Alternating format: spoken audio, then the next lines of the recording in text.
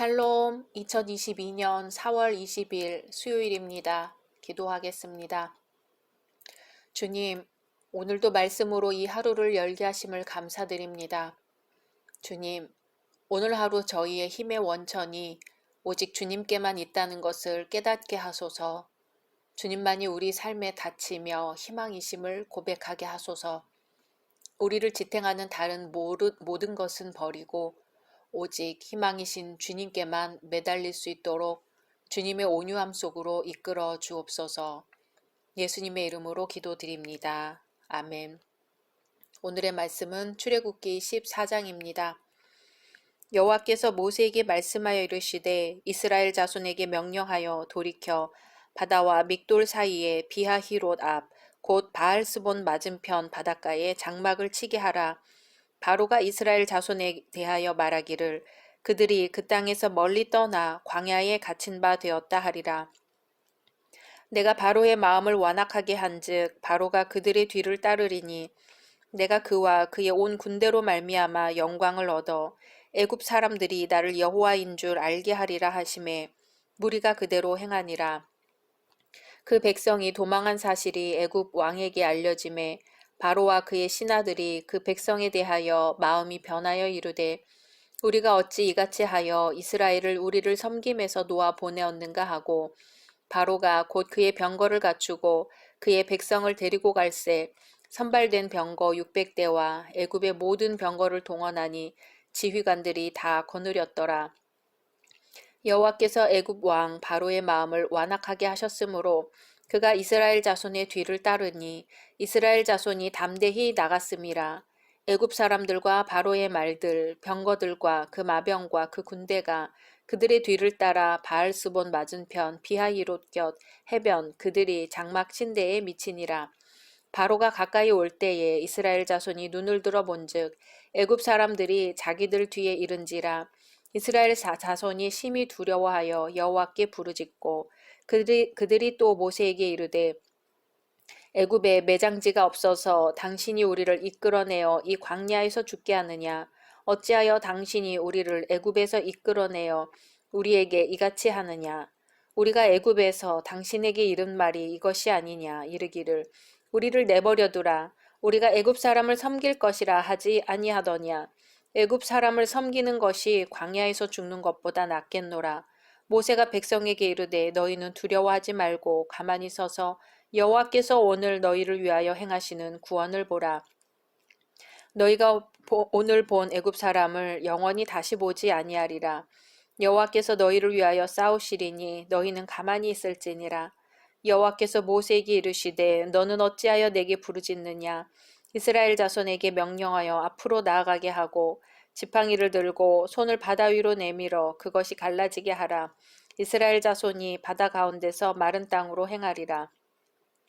내가 애굽 사람들의 마음을 완악하게 할 것인즉 그들이 그 뒤를 따라 들어갈 것이라. 내가 바로와 그의 모든 군대와 그의 병거와 마병으로 말미암아 영광을 얻으리니 내가 바로와 그의 병거와 마병으로 말미암아 영광을 얻을 때에야 애굽 사람들이 나를 여호와인 줄 알리라 하시더니 이스라엘 진 앞에 가던 하나님의 사자가 그들의 뒤로 옮겨가매 구름 기둥도 앞에서 그 뒤로 옮겨 애굽 진과 이스라엘 진 사이에 이르러 서니 저쪽에는 구름과 흑암이 있고 이쪽에는 밤이 밝음으로 밤새도록 저쪽이 이쪽에 가까이 못하였더라. 모세가 바다 위로 손을 내밀매 여호와께서 큰 동풍이 밤새도록 바닷물을 물러가게 하시니 물이 갈라져 바다가 마른 땅이 된지라. 이스라엘 자손이 바다 가운데를 육지로 걸어가고 물은 그들의 좌우에 벽이 되니 애굽 사람들과 바로의 말들 병거들과 그 마병들이 다 그들의 뒤를 추격하여 바다 가운데로 들어오는지라. 새벽에 여호와께서 불과 구름 기둥 가운데서 애굽 군대를 보시고 애굽 군대를 어지럽게 하시며 그들의 병거 바퀴를 벗겨서 달리기가 어렵게 하시니 애굽 사람들이 이르되 이스라엘 앞에서 우리가 도망하자. 여호와가 그들을 위하여 싸워 애굽 사람들을 치는도다. 여호와께서 모세에게 이르시되 내 손을 바다 위로 내밀어 물이 애굽 사람들과 그들의 병거들과 마병들 위에 다시 흐르게 하라 하시니 모세가 곧 손을 바다 위로 내밀매 새벽이 되어 바다의 힘이 회복된지라. 애굽 사람들이 물을 거슬러 도망하나 여호와께서 애굽 사람들을 바다 가운데 엎으시니 물이 다시 흘러 병거들과 기병들을 덮되 그들의 뒤를 따라 바다에 들어간 바로의 군대를 다 덮으니 하나도 남지 아니하였더라. 그러나 이스라엘 자손은 바다 가운데를 육지로 행하였고 물이 좌우에 벽이 되었더라. 그날에 여호와께서 이같이 이스라엘을 애굽 사람의 손에서 구원하심에 이스라엘이 바닷가에서 애굽 사람들이 죽어 있는 것을 보았더라. 이스라엘이 여호와께서 애굽 사람들에게 행하신 그 큰 능력을 보았으므로 백성이 여호와를 경외하며 여호와와 그의 종 모세를 믿었더라. 아멘. 1절은 여호와께서 말씀하여 이르시되 라는 표현으로 시작합니다. 이러한 형식은 6장 이후부터 오늘 말씀까지 계속해서 나오는데 출애굽 사건이 전적으로 하나님과 하나님의 말씀에 근거하기 때문입니다. 애굽에서 가나안으로 가는 길은 대체로 세 가지가 있습니다. 북쪽 길과 중앙으로 향하는 길, 그리고 마지막으로 남쪽 길로 가는 세 가지 방법입니다. 그중 중앙의 길은 출애굽 여정과 지명으로 볼 때 불가능했습니다. 북쪽의 길은 가장 빠른 길이었지만 하나님께서 금지하셨습니다. 그렇다면 하나님께서 이스라엘을 위험한 광야길인 남쪽으로 인도하셨다는 의미입니다.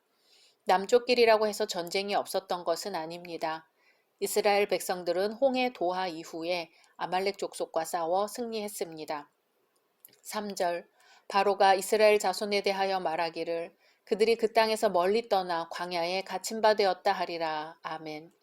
바로는 광야에서 이스라엘 백성이 길을 잃고 이리저리 헤맬 것이라고 생각합니다. 하지만 하나님의 계획은 바로와 바로의 군대를 통해서 당신이 여호와 하나님이심을 알게 하려는 것이었습니다. 바로는 이스라엘의 노정을 보고 이스라엘에 하나님의 도움이 없어졌다고 생각합니다. 하지만 이것은 착각이었습니다. 4절 내가 바로의 마음을 완악하게 한즉. 아멘. 하나님은 바로의 악한 마음을 그대로 내버려 두셨습니다. 바로는 하나님의 역사를 눈으로 목격하고도 이렇듯 하나님을 두려워하지 않습니다. 4절 하반절에 무리가 그대로 행하니라. 모세와 이스라엘 백성이 하나님의 말씀에 그대로 순종하였다는 의미입니다. 무엇을 순종하였습니까? 홍해를 건너 남쪽 길을 통해 가나안에 진입하라는 하나님의 명령에 순종한 것입니다. 하나님께서는 이스라엘은 가나안으로 바로 인도하시지 않고 홍해 바닷가로 인도하셨습니다. 그 이유는 이렇습니다. 1. 바로와 그의 군대를 통하여 영광을 받으시고자 하셨다. 2. 블레셋과의 전투를 방지하기 위해서이다. 3. 홍해 도하 사건을 통해 이스라엘을 훈련시키고자 하셨다. 4. 시내산에서 언약을 맺고 그들을 교육하시기 위해서이다. 이러한 목적을 위해 하나님은 이스라엘을 직접 가나안으로 인도하지 않으시고 방향을 전환할 것을 명령하십니다. 하나님의 이러한 계획과 명령은 사실 다른 면에서 볼 때 모세와 이스라엘의 신앙에 대한 일종의 시험이기도 합니다. 그러나 그들은 하나님의 명령에 대해 아무 말 없이 순종하였습니다. 이러한 순종의 태도는 오늘날의 성도에게도 절실히 필요한 사항입니다. 바로는 노예 노동력이 사라졌다는 것을 깨닫고는 하나님의 능력으로 재앙을 당했다는 것은 잊은 채 이스라엘을 잡아올 생각에만 몰두합니다. 인간의 이기심과 교만과 변덕이 얼마나 인간 안에 도사리고 있는지 느낄 수 있는 부분입니다. 바로는 그렇게 병거를 갖추고 그의 백성을 데리고 갑니다. 선발된 병거 600대, 애굽의 모든 병거를 동원하고 지휘관들이 다 나왔습니다. 이스라엘을 잡기 위해 애굽이 어마어마한 군대를 동원했습니다. 무기도 없이 애굽을 떠난 이스라엘과는 대조되는 상황입니다. 애굽의 바로는 18대 왕조 때부터 항상 병거를 타고 전쟁에 나갔다고 합니다. 애굽의 병거는 일반적으로 2인용으로 알려져 있습니다. 병거를 모는 사람과 전투하는 사람 2명이 하나의 병거에 탔으며 때로는 한 사람이 병거를 몰면서 싸우기도 했습니다. 3사람이 한 병거에 타는 경우는 히타이트 족속이나 아수르 족속들 사이에서만 있는 것으로 알려져 있습니다. 그럴 경우에는 방패를 가진 사람이 함께 타는 것으로 이해되어 왔습니다. 8절 이스라엘 자손이 담대히 나갔음이라. 아멘. 이스라엘 백성이 앞을 향하여 끊임없이 진행하는 모습을 묘사하고 있습니다. 그렇지만 두려움이 몰려옵니다. 앞에는 홍해 바다가 놓여 있고 뒤에서는 애국 군대가 추격하는 상황에서 이스라엘이 두려움 속에서 원망합니다.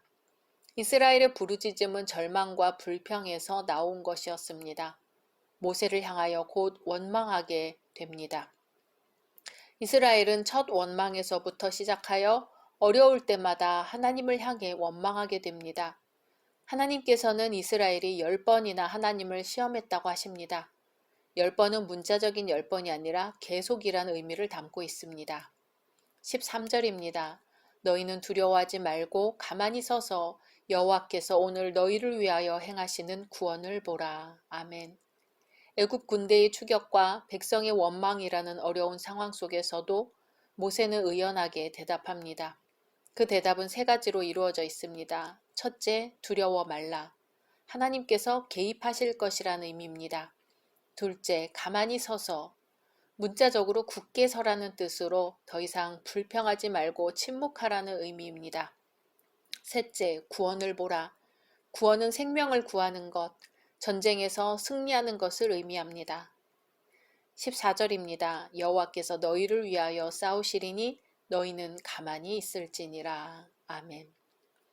이제부터 계속 불평하지 말고 조용히 침묵을 지키고 있으라는 뜻입니다.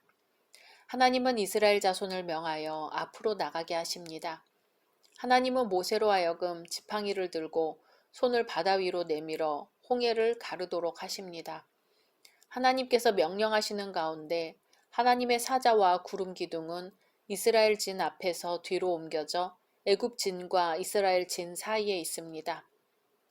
이스라엘 진 쪽은 밝고 저쪽에는 구름과 흑암이 있습니다. 밤새도록 저쪽이 이쪽에 가까이 못하였습니다. 모세가 바다를 향해 손을 내밀었을 때 하나님께서는 모세의 순종을 보시고 큰 동풍을 보내셨습니다. 이스라엘 백성 앞에 놓인 홍해바다가 마른 땅이 되었고 그리하여 물이 양편으로 나누어지게 되었습니다. 그 사이에 마른 땅이 드러났습니다. 이스라엘은 홍해바다 가운데 육지로 걸어갑니다. 물은 갈라져 좌우의 벽이 되었습니다. 애굽 사람들과 바로의 말들, 병거들과 그 마병들이 다 이스라엘의 뒤를 추격하여 바다 가운데로 들어옵니다. 하지만 새벽에 하나님께서는 불과 구름 기둥 가운데서 애굽 군대를 보시고 애굽 군대를 어지럽게 하십니다. 여호와께서 보시고라는 표현은 애굽 군대와 전투하는 주체가 하나님이심을 보여줍니다. 병거의 바퀴가 벗겨집니다. 애굽 군대는 이제 도망하자고 말합니다. 여호와 하나님이 살아계셔서 이스라엘을 위해 싸워주고 계심을 봅니다. 모세는 다시 한번 손을 홍해 바다를 향해 뻗습니다. 이제까지 갈라져 있었던 홍해 바다는 다시 원래대로 흐르게 되었습니다. 뒤에서 무수한 적군이 뒤쫓아오고 있는 상황에서 손을 뻗으라는 하나님의 명령은 모든 것을 하나님께 맡기고 위탁하라는 신앙의 요척입니다. 갈라졌던 홍해가 다시 결합해 애굽 군대가 전멸당합니다. 이스라엘 백성들은 바닷가에서 애굽 사람들이 죽어 있는 것을 보았습니다. 이스라엘은 하나님이 행하신 큰 일을 보고 하나님을 경외하며 모세를 믿게 되었습니다. 홍해 도화 사건은 구약에서 나오는 구원에 대한 최고의 상징입니다. 홍해 사건을 통해 이스라엘은 애굽의 영향력에서 완전히 벗어나게 되었고 광야 생활이라는 새로운 국면을 맞이하게 됩니다. 우리 인생에도 앞에는 홍해가 가로놓여 있고 뒤로는 죽음의 창으로 무장한 애국 군병이 쫓아오는 듯 진퇴양난의 공경이 닥칠 때가 있습니다. 하나님께서는 모세에게 앞으로 나가게 하라고 명령하십니다. 하나님께서는 성도에게 쫓기는 삶이 아니라 전진하는 삶을 요구하십니다. 우리의 현실이 벽처럼 느껴진다 할지라도 담대히 앞으로 나아가는 자에게 문이 열립니다. 하나님께서는 앞으로 걸어가는 우리들의 삶에 불기둥과 구름기둥으로 함께 해주실 것입니다. 각자 말씀 묵상하신 후 주기도문으로 마치겠습니다.